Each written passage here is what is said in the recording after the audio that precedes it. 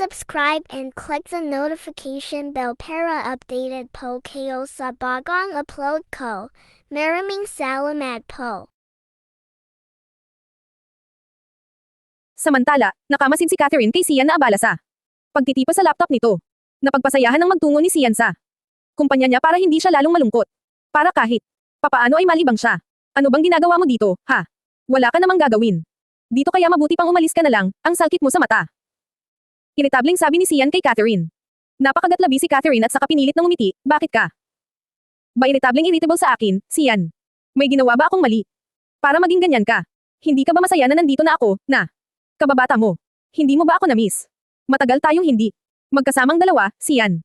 At nandito lang naman ako para damayan ka sa problema no.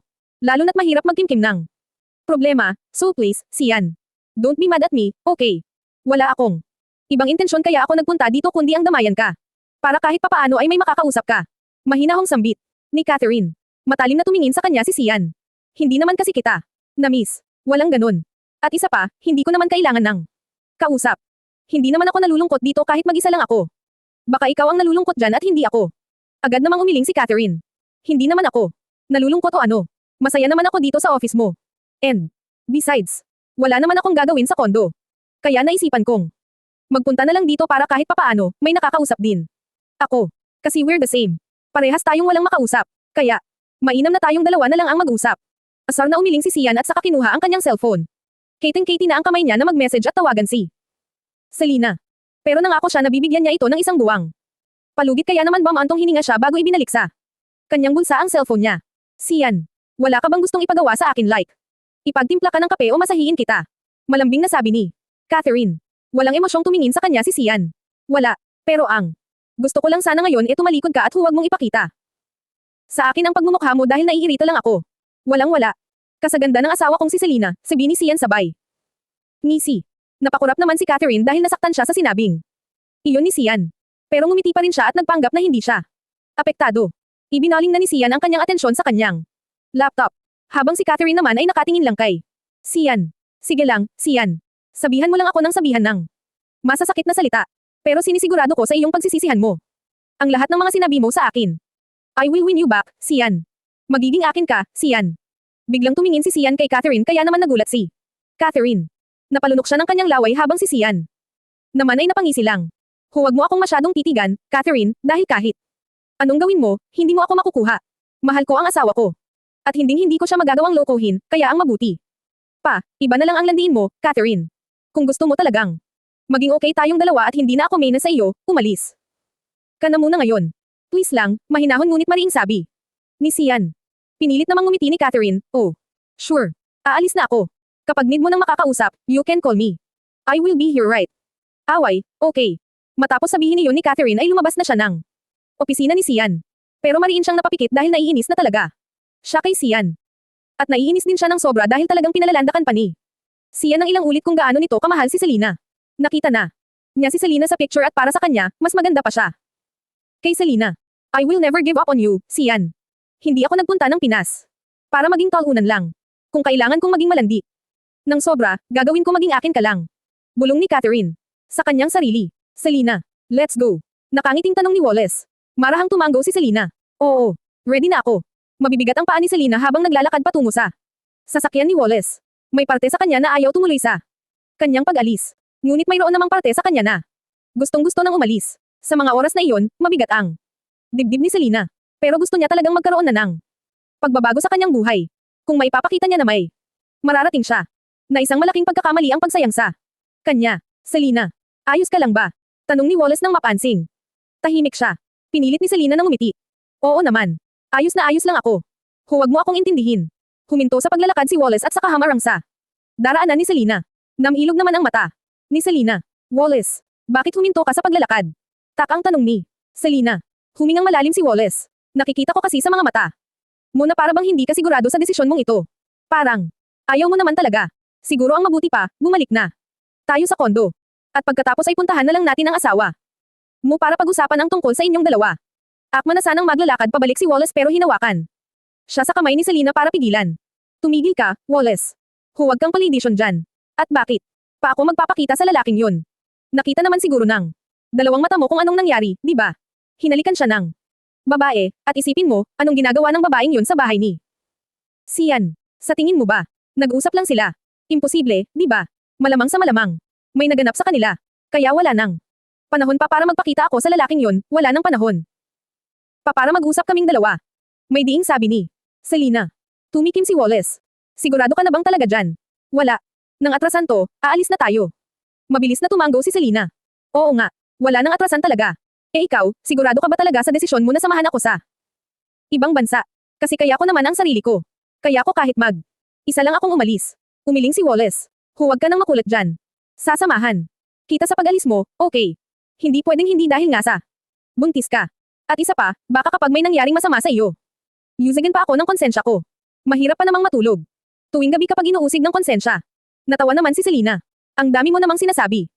Jan, Wallace Wallis. Akala mo talaga, may konsensya siya, sabi ni Selena sabay irap. Tumawa naman si Wallace. Sira ka talaga. Halika na. Nang makaalis na tayo dahil baka malate pa tayo sa flight natin. Nagpatuloy na silang dalawa sa paglalakad patungo sa parking lot. At habang naglalakad sila patungo sa sasakyan, napatingala na lang si Selena upang pigilan ang luha niyang nagbabadyang. Umagos sa kanyang mga mata. Huwag ka nang umiyak pa, Selena. Dahil magiging maayos din ang lahat. Kaya mo yan. Kayang-kaya mo. Samantala, nakatulala lang si Sian sa kanyang opisina. Blanko ang kanyang isipan sa mga oras na iyon. Marami nga siyang dapat na pirmahang dokumento pero wala pa siyang nagagawa ni isa. Wala siyang ganang kumilos. Na para bang nagpupunta lang siya sa kumpanya niya para tumulala at walang gawin. Sian, are you okay? You look tired. Magpahinga ka na. Muna. Malambing na sabi ni Catherine. Tumingin lang saglit si Sian kay Catherine bago muling itinoon ang paningin sa isang painting sa kanyang opisina. Naisip niya si Selena. Naiisip niya kung kumusta na ba ito. Wala man lang kasing ni isang message sa kanya ito. Naghihintay kasi si Sian na baka may maligaw na message o text sa kanya si Selena pero wala. Kaya naman hindi na siya nakapagtiis pa. Kinuha na niya ang kanyang cellphone at saka nag-text kay Selena. Pero ang hindi niya alam, itinapon na ni Selena ang cellphone nito. At binilhan ng bagong cellphone ni Wallace si Selena. Sian. Kung ano man ang kinakaharap mong problema. Ngayon, alam kong malalampasan mo yan. I know you can do it. Magkakasama kayong muli ng asawa mo. Just be patient. Kaunting panahon lang ang hinihingi ng asawa mo at sigurado akong mapapatawad ka niya. Kaya huwag kang mawalan ng pag-asa. Nakangiting sabi ni Catherine. Bumaling si Sian sa kanya, naisip bigla ni Sian ang masasakit na salitang sinabi niya kay Catherine habang ito ay wala namang sinasabing masama sa kanya. Nakalmado lang si Catherine kung magsalita at niningitian lang siya nito kapag sinasabihan niya ito ng kung ano-ano. Salamat, Kath. Sana ngang talaga ay maging okay na kami ni Selena. Miss na miss ko na siya sa totoo lang. Sobrang miss na. Miss. Palagi akong hindi nakakatulog ng ayos dahil wala siya sa tabi ko. At talagang nasasaktan ako sa tuwing naiisip ko na baka hindi na siya bumalik pa. Malungkot na sambit ni Sian. Ngumisi si Catherine at saka lumapit kay Sian. Naupo siya sa harapan ni Sian. Mangyayari iyon, Sian. Basta, kumalma ka lang. I know na. It's very difficult. Pero kailangan mong magpakatatag. Wala akong ibang matutulong sa iyo kundi ang pag-aanan ang loob mo. Dahil ganoon naman talaga ang magkaibigan, di ba? Kaya Sian, hayaan mo muna ang asawa mo. I'm sure na magiging okay din kayo. Mapapatawad ka rin niya. Basta ipakita mo sa kanya na sincere sa paghingi ng tawad sa mga kasalanan mo, okay. Malamyos ang boses na sabi ni Catherine. Tipid na ngumiti si Sian. Salamat ulit, Kath. And I'm sorry. Kung nasabihan kita ng masasakit na salita. Syempre alam mo naman na hindi magandang tingnan kung makikita tayo ng asawa ko na magkasama. Alam mo naman ang pwede niyang isipin. At ayokong mangyari iyon kaya pinalalayo kita sa akin. Sabi naman ni Sian sa mahinahong tono. Matamis na ngumiti si Catherine. I understand it, Sian. Kahit sinong babae naman ay makakapag-isip talaga ng hindi maganda kapag nakita nila ang asawa nila na may kasamang ibang girl.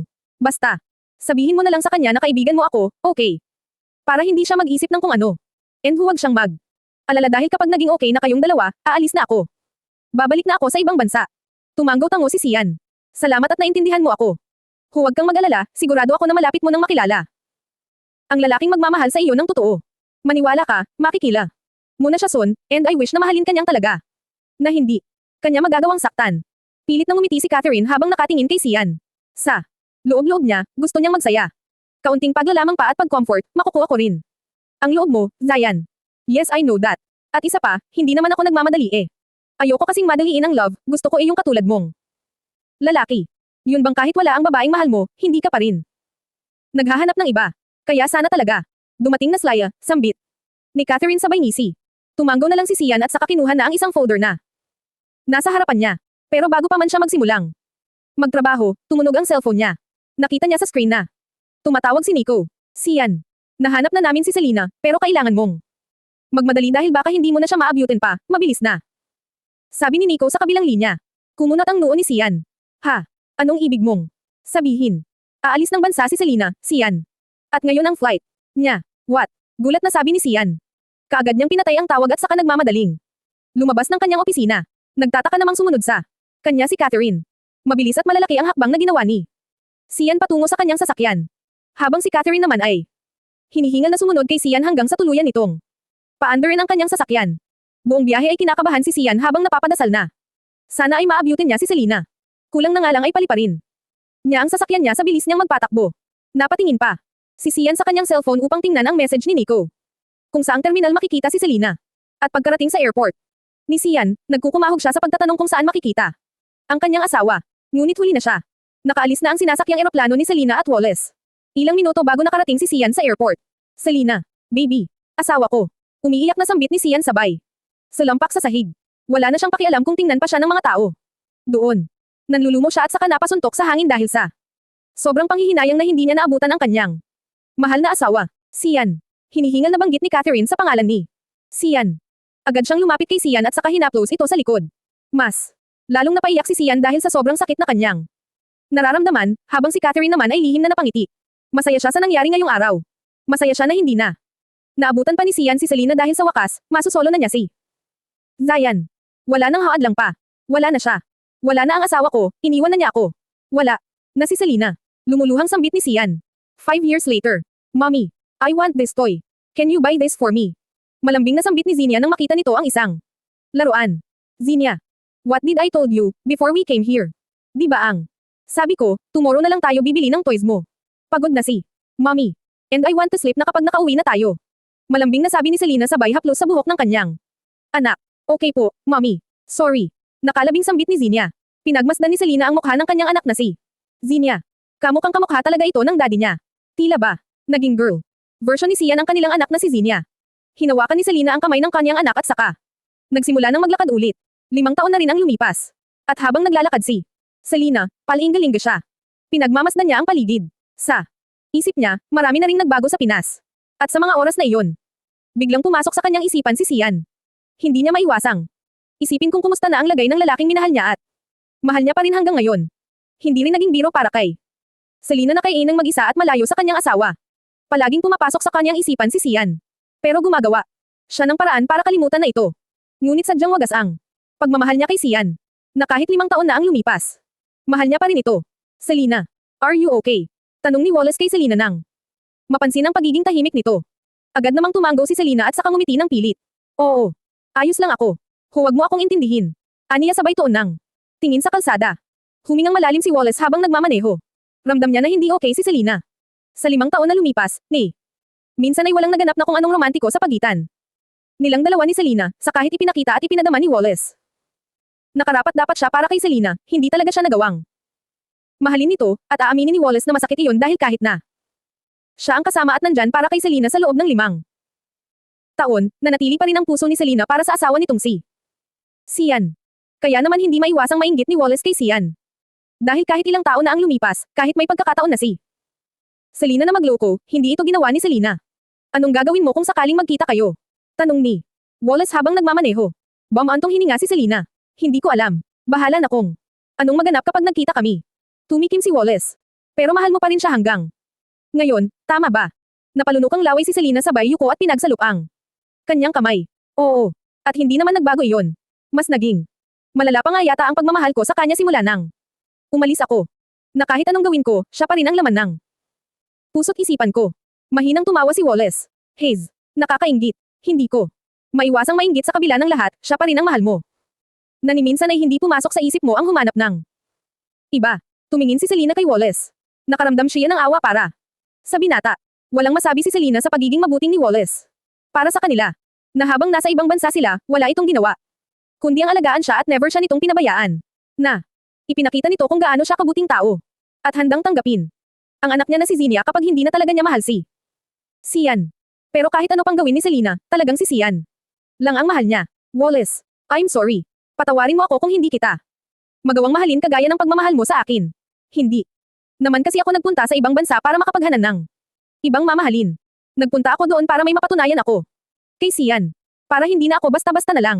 Kaya, Wallace, patawarin mo sana ako. Malumanay na sabi ni Selena. Natawa naman ng mahina si Wallace. Sira, huwag kang humingi pa ng tawad sa akin. Hindi mo na kailangan pang humingi ng tawad. Masaya na ako na nakakasama kita. Okay na ako sa ganito. Ang mahalaga, alam mo kung gaano ako kaseryoso sa iyo. At alam mo na totoo ang pagmamahal ko. Hindi na lamang nagsalita pa si Selena. Tumingin na lamang siya sa kalsada at saka humingang malalim. Naisip niya si Sian. Kung ano na kaya ang nangyayari sa buhay nito. Naisip niya na. Kung sakaling may iba na talaga itong minamahal. Makikipaghiwalay na lamang siya. Ayaw niyang makulong sa pagmamahal niya kay Sian. Na kung sa huli ay hindi pala talaga. Sila, wala na siyang magagawa pa. Masaya na siya na binigyan siya ng magandang regalo ni Sian at iyon ang anak nilang si Zinia. Gusto mo? Bumili muna tayo saglit ng food.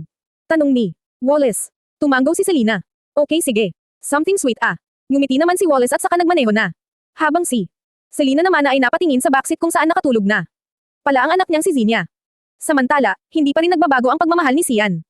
Para kay Selena, na kahit 5 taon na ang lumipas, umaasa pa rin siyang babalikan siya nito. Na kahit matagal silang hindi nagkasama, wala siyang ibang naging babae. At kaibigan niya lang.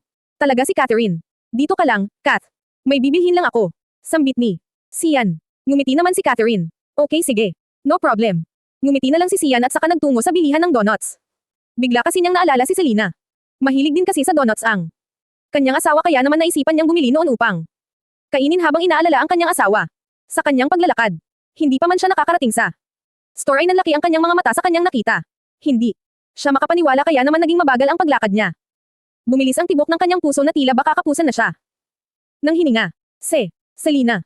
Nauutol na sabi ni Sian. Habang sa isang tabi naman, isang bata ang lumapit kay Selena. Mommy, I want donuts. Malambing na sigaw ng batang babae.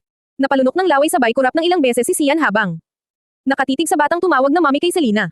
Dahil ang batang ito ay kamukang kamukha niya kaya mas lalong binalot ng matinding kaba si Sian. Pakiramdam ni Sian ay mayroong kung anong lukso ng dugo na kanyang naramdaman habang nakatingin sa batang babae na si Zinia.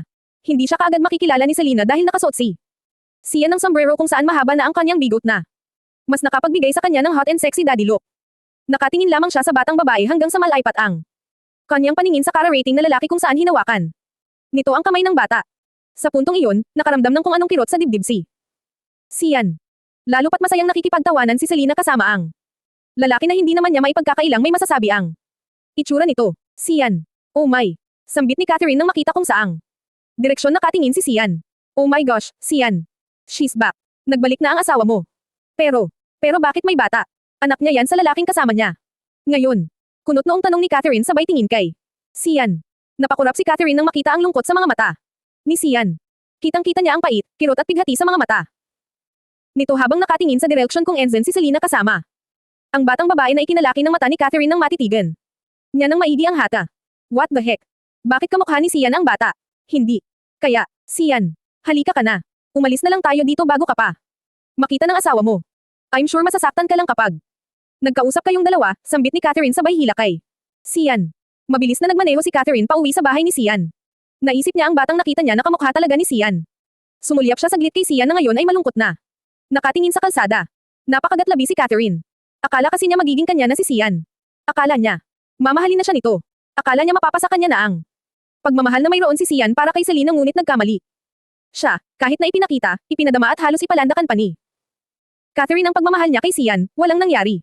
Walang nagbago, walang umusad o kung ano paman. Hindi pa rin siya ang mahal ni Sian. Hindi pa rin siya ang babaeng magagawang mahalin ni Sian. Na kahit kaunting paningin ay hindi nagawang ibigay sa kanya ni Sian. Kaya nga naman sumuko na lang si Catherine pero hindi naman niya maiwanan ito dahil natatakot siya na baka kung ano pa ang magawa ni Sian sa kanyang sarili kung sakaling depressed ito. Hindi ba? Sa mata ng batas ay kasal pa rin kayo. Kasi wala naman kayong official na hiwalayan. Walang annulment papers. Kayong pinirmahan. Kaya kahit na mayroon na siyang iba, asawa mo pa rin siya, tama? Tanong ni Catherine habang nagmamameneho. Bumantong hininga si Sian. Oo, ganun na nga. Asawa ko pa rin siya. Ako pa rin ang asawa niya. Malungkot na sambit ni Sian. Siyempre ikaw naman talaga. Pero anong balak mo ngayong nagbalik na siya? At mayroong anak pa. Mahal mo pa rin ba siya? Tanong ni Catherine nang hindi tumitingin kay Sian. Humingang malalim si Sian. Nangingilid ang kanyang mga luha sa oras na iyon. Hindi naman siya iyaking tao. Pero kung sakaling tungkol man ito kay Selena, hindi niya maiwasang mapaiyak na lang. Lalo na kapag nasasaktan. Hindi naman nagbago ang pagmamahal ko sa kanya. Kahit ilang taon pa siyang nawala, siya rin ang mahal ko. Sambit ni Sian sabay lunok ng kanyang laway. Napangiti na lang si Catherine kahit na medyo sumikip ang dibdib niya dahil may kung anong kumirat doon. Kahit na kasi tanggap na niya na hindi siya ang mahal ni Sian, masakit pa rin sa kanya na marinig kung paano ipalandakan ni Sian na si Selena lang ang mahal nito. Pero kahit na ganoon, wala na siyang balak. Ipaglaban pa ang kanyang nararamdaman para kay Sian. Wala na. Siyang balak na ipilit kay Sian ang kanyang sarili. Ang faithful mo talaga sa kanya. Kasi isipin mo, kahit ako na ang nandito na nagsasabing mahal kita at kaya kong pantayan ang pagmamahal ni Selena para sa iyo, wala pa ring nagbago. Kaya, naisip ko na mahal mo nga talaga siya. Pero huwag kang mag-alala, Sian. Ikaw pa rin naman ang asawa niya. Kaya may pagkakataon pang maaga mo siya sa lalaking yun. Bumaling si Sian kay Catherine, sa bagay tama ka. Ako pa rin ang asawa ni Selena, at kasal kaming dalawa. Tumanggaw naman si Catherine, oo. Tama, kaya dapat lang na ipaglaban mo kung ano ang sa iyo. Kukunin mo lang naman ang asawa mo hindi mo naman siya aagawin. Dahil sa totoo lang, ikaw naman ang nagmamaymari sa kanya. Ikaw ang totoong asawa. Kaya kukunin mo lang kung ano sa iyo. Tila nabuhayan naman si Sian dahil sa sinabing iyon ni Catherine. Naisip niya na tama naman si Catherine. Kukunin lang naman niya kung ano ang sa kanya. Kaya naman iyon ang gagawin niya. Kukunin niya si Selena. Pagkarating nila sa kanyang bahay, agad na pumasok si Sian sa kanyang kwarto at saka sinabi kay Nico ang lahat. Nagulat naman ito sa kanyang sinabi at makikipagkita ito sa kanya mamayang gabi. Pabagsak na humiga si Sian sa kama at saka inisip si Selena. Iniisip niya kung mahal pa rin ba siya nito. May parte sa kanya na naiisip na baka hindi na. Dahil may kinakasama na ito. Pero may parte sa kanya na baka mahal pa nga siya ni Selena kaya dapat na siyang kumilos. Samantala, tulala sa kanyang kwarto si Selena. Naisip niya. Kasing bigla ang lalaking nakatingin sa kanila noong bumibili sila ng donuts. Hindi maiwasang isipin ni Selena ang lalaki dahil kamukha ito ni Sian. Na baka si Sian na nga ang lalaking yun. Siya ba talaga yun? Bakit ang tanda na niyang tingnan? Bulong ni Selena sa kanyang sarili. Mommy, bakit hindi ka pa pusleep? Tanong ni Zinia sabay. Yakap kay Selena. Ngumiti naman si Selena at saka bumaling sa kanyang anak. Niyakap niya ito ng mahigpit at saka hinalikan sa noo. May iniisip lang ako, anak kaya hindi pa makatulog si Mommy. Pero mamaya ay makakatulog na rin ako. Malambing. Nasabi ni Selena. Hama ba naman ang nguso ni Zinia? Okay. Ano po pala? Ang inisip ninyo. Tao po ba yan, Mommy? Marahang tumanggo si Selena. Yes, anak. May iisang tao na. Naisip si Mommy mo. Mommy, si daddy ko po ba yan? Ang totoo kong daddy. Di. Ba po sabi mo kaya po tayo pumunta dito kasi ipapakilala mo na ako sa daddy ko. Kasi hindi ko naman po daddy si Tito Wallace. Kaya gusto ko nang makilala ang daddy ko, Mommy. Kasi po, nalulungkot ako dahil wala po akong daddy. Tapos yung mga friends ko mayroon. Malungkot na sabi ni Zinia. Bumantong hininga si Selena. Kahit bata pa lang si Zinia ay ipinaalam na ni Selena at ipinaintindi sa anak niya ang totoo. Ang nakakatuwa nga lang ay matured kung mag-isip si Zinia na kung makapagsalita ito o kausapin siya, parang may matanda siyang anak na kausap. At isa pa, matalino ang anak niyang ito. Madaling matuto sa maraming bagay si Zinia. Kaya naman, natutuwa talaga si Selena sa kanyang anak. Yes, anak. Ipakikilala na kita sa daddy mo. Pero syempre, hindi pa iyon ganoon kadali dahil habhanapin pa natin siya. At baka, rin kasi may iba na siyang family Kaya dapat, dahan-dahan lang tayong kikilos. Ngumuso si Zeniel. Wala naman po akong pakialam sa iba niyang pamilya, Mommy. Ang mahalaga lang po sa akin ay ang makita siya at makilala. Dahil karapatan ko naman po iyon. Mommy di ba? Agad namang tumanggo si Selena. Oo naman anak. Karapatan mo iyon. Kaya nga sinabi ko kaagad sa iyo ang totoo. Para hindi ka na magalit sa akin kapag nalaman mo ang lahat. At salamat anak ko dahil maintindihan mo si Mommy kung bakit kailangan kong iwan ang daddy mo. Masyado lang kasing nasaktan si Mommy. Pero kahit na matagal tayong nawala, mahal na mahal ko pa rin ang daddy mo. Hindi pa rin magbabago ang pagmamahal ko sa kanya. Ganoon ko kamahal ang daddy mo. Pinagaling lang ni Mommy ang sugat niya sa dibdib. Pero ngayon, ay okay na si Mommy, nakangiting sabi ni Selena. Napangiti na rin si Zinia. Yehey. Pero wish ko po talaga na sana single pa rin si daddy. Para po kapag nagkita-kita na po tayo, mabubuo pa rin po ang pamilya natin. Sana po talaga. Mommy. Hinaplos ni Selena ang buhok ng kanyang anak. Sana nga. Anak. Sana nga may pagkakataon pang mabuo ang pamilya natin. Pero kung sakaling hindi na, magagalit ka ba kay Mommy? Umiling si Zinia. Hindi po. Ang mahalaga po ay napakilala niyo po ako kay daddy ko. Sumili ang malawak ng ngiti sa labi ni Selena. At pagkatapos, ay niyakap niyang muli ang anak niya. Nagpapasalamat siya dahil nagkaroon siya ng anak na matalino at malambing. Anak na may matured na isip kung saan naiintindihan siya. At sa oras na iyon, sa loob-loob ni Selena ay hinihiling niya na sana mabuo pang silang muli. Na sana mahal pa siya ni Sian. Habang sa kabilang banda naman ay napasandal na lang sa pinto si Wallace. Pinakinggan niya kasi ang usapan ng mag-ina. Lahat ng pinag-usapan ng dalawa ay narinig niya dahil idinikit niya ang kanyang tainga sa pinto. May dala sana siyang pagkain para sa mag-ina dahil alam niyang gising pa ang mga ito. Hanggang sa marinig niya ang usapan ng dalawa at pinakinggan ito. May kirot sa kanyang dibdib habang nakikinig sa dalawa. Pero, kahit na ganoon, tanggap naman niya iyon sa kanyang sarili. Na, wala talagang pag-asang mahalin siya ni Selena. Na ang tanging magagawa ni Wallace sa mag-ina ay maging sandalan nito ngunit hindi siya magagawang maging parte ng buhay nito, dahil sa huli, si Sian lang ang nag-iisang mahal ni Selena at daddy ni Zinia. Nakangiting pinagmamasdan ni Wallace si Selena habang kinakausap ang mga client nito na mayroong ibang lahi. Natupad na kasi ang pangarap ni Selena na maging isang sikat na painter. Nang magpunta sila sa ibang bansa, doon sinimulan ni Selena na tuparin ang pangarap niya. Maraming namangha sa galing ni Selena sa pagpinta. At ang kalimitang kliyente niya ay mag-asawa o magkasintahan. Kung saan nagpapapinta ito ng kanilang mga larawan. Kuhang-kuha ni Selena kung ano ang nasa larawan na ibinigay ng kliyente at mas may buhay pa nga ito. Selena, kumusta? May laway ka pa ba? Biro ni Wallace nang lapitan niya si Selena. Mahinang tumawa si Selena. Malapit na nga maubusan. Nakakatuwa dahil ang daming gustong magpapinta sa akin. Ang saya lang kasi dati. Pinangarap ko lang ito eh. Tapos ngayon, ito. Na siya. Natupad na. Mukhang magiging busy ako nito buong buwan. Ngumiti si Wallace. Masaya ako para sa iyo, Selena. Natupad mo ang pangarap mo. Pero syempre, isipin mo pa rin ang kalusugan mo. Huwag kang masyadong magpapakapagod. Mahirap na kapag nagkasakit ka. Tandaan mo, mas mahalaga pa rin ang kalusugan. Ngumiti si Selena. Oo naman. Iingatan ko pa rin ang kalusugan ko. Hindi naman ako masyadong ano sa pera. Kumbaga, masaya ako na marami na akong kliyente. Siya nga pala, kumusta si Zinia? Bukas ay pasukan na niya sa school. Okay naman siya kay Yaya Elsa niya. Ang sabi sa akin kanina. Ni Elsa ay magaling na raw magsulat si Zinia. Ready for school na. Talaga ang batang makulit, tumatawang sabi ni Wallace. Okay sige. Nakakatuwa naman. Bukas ay ako na ang maghahatid sa kanya sa school. Mabuti na lang talaga at nakahabol tayo bago magpasukan. At tuwang-tuwa siya dahil excited na siyang mag-aral, nakangiting sabi naman ni Selena. Natawa naman si Wallace. Oo nga eh. Nasa himpapawid pa lang tayo, sinasabi na niya na excited na siyang mag-aral. Sige na, Selena. Aalis na muna ako saglit para bisitahin yung business ko. Kung kumusta ba ang lagay doon? Tumanggaw si Selena, sige lang. Ingat ka sa biyahe. Ngiti na lang ang isinagot ni Wallace at saka umalis na siya. Habang si Selena naman ay napabuntong hininga na lamang. Hindi niya maiwasang matouch sa pagiging supportive ni Wallace sa kanya. Na kahit may iba pa itong gagawin, talagang sinamahan pa siya nito. Matapos ang mahabang pakikipag-usap ni Selena sa mga clients niya, sa wakas uuwi na rin siya. Muli niya pang sinulyapan ang mga paintings niya. Hindi niya lubos akalain na may lalagay ito sa art gallery at museum. Napangiti na lamang siya bago naglakad. Napatungo sa parking lot. Madilim ang paligid patungo sa parking lot dahil isang ilaw ang napandi doon. Kaya naman hindi na aninang ni Selena na may taong nakaabang sa kanya. Binuksan ni Selena ang kanyang sasakyan at bago pa man siya nakapasok doon, bigla na lamang may humila sa kanya kung saan isinandal siya sa kanyang sasakyan. Nanlaki ang mata ni Selena nang muli na namang makita. Nang malapitan ang pares ng matang matagal na niyang hinihintay. Na makatitigang muli. Napasinghap si Selena nang maamoy ang alak na nagmumula sa bibig ni Sian. Habang ito naman ay malamlam ang mga matang nakatingin sa kanya. Bakit ngayon ka lang? Ang tagal kong naghintay sa pagbabalik mo. Asawa ko. Bakit hindi mo man lang ako hinayaang magpaliwanag? Oo, aaminin ko na kasalanan ko ang lahat. Naging makasarili ako. Hindi ko sinabi sa iyo ang totoo dahil ayokong umalis ka sa bahay ko. Ayokong magkahiwalay tayo. Patawarin mo. Sana ako, Selena. Patawarin mo ako kung naging makasarili ako. Maramdamin at malamyos na sambit ni Sian.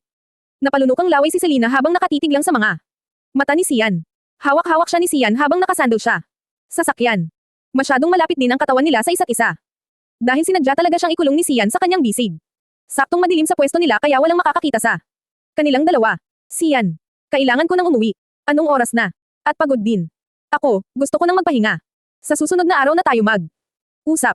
At isa pa, baka hinahanap ka na ng babae mo, sambit ni Selena sabay tingin sa ibang direksyon. Ngumisi si Sian, sinong babae ang tinutukoy mo? Si Catherine. Ni minsan ay hindi ako naakit sa babaeng yun kahit na halos araw-araw niyang sinasabi sa akin kung gaano niya ako kamahal. Kagaya ni Nike, kababata ko rin siya pero hindi ko siya gusto, kaya kahit wala ka, walang naganap sa aming dalawa o kahit ano paman. Dahil hindi ko naman siya mahal. Ikaw lang ang mahal ko, Selena. Ikaw ang asawa ko. Ikaw lang at wala nang iba. Napalunok ng laway si Selena at saka tumingin kay Sian.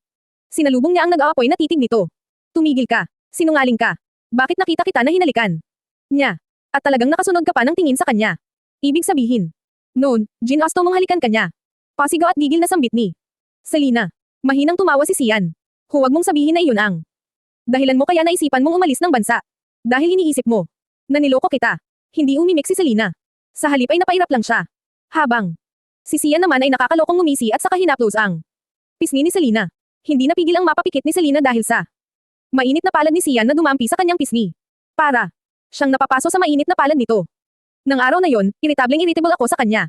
At nang magpakita siyang muli sa akin, nagawa ko nga siyang itulak sa inis ko sa kanya. At palagi ko rin siyang sinisigawan at nasasabihan pa ng malandi. At araw-araw ko ring sinasabi sa kanya na ikaw lang ang mahal ko. Maniwala ka man o hindi, yun ang palagi kong ginagawa. Kaya nga sumuko na siya. At tanggap na niya na magkaibigan lang kami. Malamyos na sambit ni Sian. Nanlaki ang mga mata ni Selena nang pumasok sa suot niyang blusa ang kamay ni Sian at napalunok siya ng laway ng marahang haplasan ni Sian ang kanyang dibdib. Inangat ni Sian ang suot na bra ni Selena dahilan para mahawakan na niya ang malusog na dibdib nito. Hindi nagawang makapagsalita ni Selena at hinahayaan lang si Sian sa ginagawa nito. Oh, I miss these big melons of yours. Asawa ko. Ang sarap. Hawakan. Sambit ni Sian sabay ngisi. Magsasalita pa sana si Selena nang bigla na lang siyang silan nang halik ni Sian. Wala na siyang nagawa pa kundi tumugon sa marahas at nakakalunod na halik nito. Isinukbit pa ni Selena ang kanyang kamay sa batok ni Sian habang nakikipag-espadahan ng dila kay Sian. Habang ang kamay naman ni Sian ay patuloy sa paglaman sa diwan bib ni Selena. Ilang sandali pa gumapang ang kamay ni Sian patungo sa pagitan ng hita ni Selena. Marahan niyang pinisil-pisil ang matambok na bakana ni Selena. At nang maghiwalay ang kanilang mga labi, agad na lumuhad si Sian at saka ibinaba ang suot na short ni Selena kasama ang panty nito. Inilapit ni Sian kanyang ilong sa bakana ni Selena at sininghot ang amoy nun. Wala pa ring pinagbago ang amoy. Napakabango pa rin. Sambit ni Sian at saka muling inamoy-amoy ang pini Selena. Napalunok naman ng laway si Selena at saka nagpalingalinga. Hindi niya alam sa kanyang sarili lang bakit wala siyang aksyon para pigilan si Sian sa ginagawa nito. Dahil alam niyang miss na. Miss na rin ang kanyang katawan ang haplos ni Sian. Sian, baka may makakita sa atin dito. Nangangambang sabi ni Selena. Walang makakakita sa atin dito dahil madilim sa pwesto natin. Kaya huwag ka nang makulat pa, asawa ko. Mabilis lang to. As in mabilis, sambit ni Sian at saka sinimulan ng Deal 44N. Ang H11 ni Selena. Napakagatlabi na lang si Selena at saka hinaplos ang buhok ni Sian. Ibinuka ni Selena ang kanyang hita upang mas mak 4 inches siya ng buo ni Sian. Dahil doon ay isinubsob na ni Sian ang kanyang mukha sa pini Selena. Nanginginig sa sarap si Selena. Hinubad na ni Sian ang kanyang suot na pants at sa kanya binuksan ang sasakyan ni Selena. Pinatalikod niya si Selena at saka pinaapat tao 4D. Kumapit si Selena sa backseat at pagkatapos basta na lamang ipinasok ni Sian ang kanyang alapat ga sa pini Selena. Napapikit si Selena dahil makirat iyon. Matagal din siyang hindi napasukan ng batutoy kaya naman sumikip siya. Hinawakan siya ni Sian sa baywang at saka nagsimula ng bomb apat yun ng sagad sa kanyang kaibuturan. Ang sikip ng loob mo, asawa ko. At napakainit pa nito. Sambit ni Sian nang magsimula na itong bomb apat yun ng sagad. At mabilis. Alog na alog ang sasakyan ni Selena dahil gigil na gigil si Sian. Habang binapat bay siya P44 likod. Nagkaroon pa ng ingay ng nagbabangga ang laman dahil kulang na lang ay wasakin ni Sian ang loob ni Selena sa bilis at sagad niyang bomb 4Y0. Hindi mapigil ang ungol ni Selena na napakapit pa sa braso ni Sian na nakahawak sa kanyang baywang. Miss na miss kita, asawa ko kaya hayaan mo akong sagarin ka. Nang sobra. Sambit ni Sian na walang humpay. Na mas naging marahas, sagad at mabagsik ang ginawang pag-BAYO kay Selena. Hanggang sa maramdaman na lang ni Selena ang mainit na katas sa kanyang loob, ramdam na ramdam niya rin ang pagtibok ng alapat nga ni Sian sa kanyang loob. Marahang hinugot ni Sian ang kanyang alaga at hinihingal na napasandal sa pader bago isinuot ang kanyang salawal. Napangisi si Sian nang makitang umapaw sa hita ni Selena ang kanyang K4 tas kaya nilapitan niya ito. Pasensya na kung marami akong nailabas sa iyo. 5 taon. Kasing naipon yan. Kaya dapat lang sa iyo yan. Goodbye, asawa ko. Hanggang sa muling pagkikita. Yari ka ulit sa akin. Sambit ni Sian at saka mabilis na naglakad paalis. Sinundan na lamang siya ng tingin ni Selena at saka kumuha ng tisyo upang panasan ang maraming katas na tumulo sa kanyang hita. At matapos niyang magpunas, napangiti na lamang siya. Dahil sa wakas, nakatikim na naman siyang muli ng dilig. Inayos na niya ang kanyang sarili. Pinunasan niya ang pawis sa kanyang mukha at inayos na rin ang suot niyang bra. Pumasok na siya sa kanyang sasakyan at pinainit ang makina. At pagkatapos ay hindi niya mapigil ang mapangiti. Hayop ka talaga, Sian. Sagad ka talaga palagi kung gumayo. Nakangiting sabi ni Selena.